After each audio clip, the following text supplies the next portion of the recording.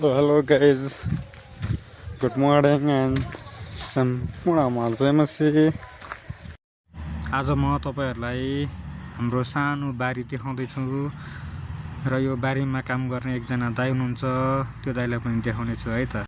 हेरौं अब यो दाइले के भन्नुहुन्छ है त।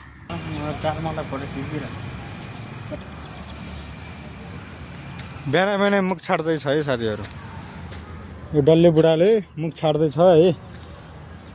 आज म तपाईहरुलाई स्पेशल के देखाउँछु थाहा छ? यो जस्तो मान्छे नि त्यस्तै तरकारी रोपेछ के यहाँ, त्यस्तै छ है। म देखाउँदै छु है। ले हेर्नुस्, जस्तो मान्छे त्यस्तै तल्लो तल्लो बैगन। यो बैगन उमार्ने फलाउने गोडमेल गर्ने मान्छे यही हो। यही मान्छे हो है। बैगन जत्रो छ त्यत्रै छ मान्छे पनि। त भेडाबाट झर्दा हान्ने तै हो, भेडाबाट झर्दा हान्ने तै हो। हुन्छ क्या, मेरो बेइज्जत नगर है, नगर।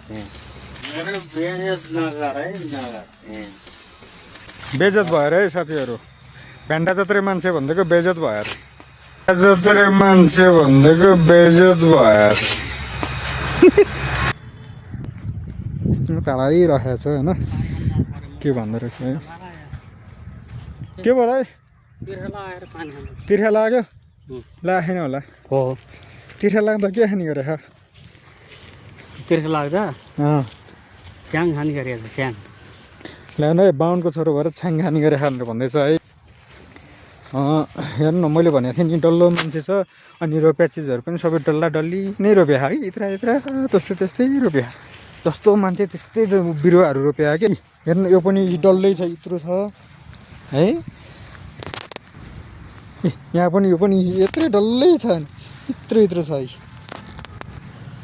जति पनि रोप्या छ सबै डल्ला डल्लीमै रोप्या छ। यत्रो डल्लो रोप्या छ, यो डल्लोमा पनि डल्लो फल्या छ फेरि।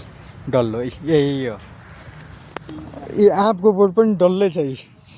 अग्लो भयो भने चढ्न सक्दैन, टिप्न सक्दैन भनेर जत्रो मान्छे त्यत्रो बिरुवा रोप्या। मान्छे यही हो, यत्रो छ।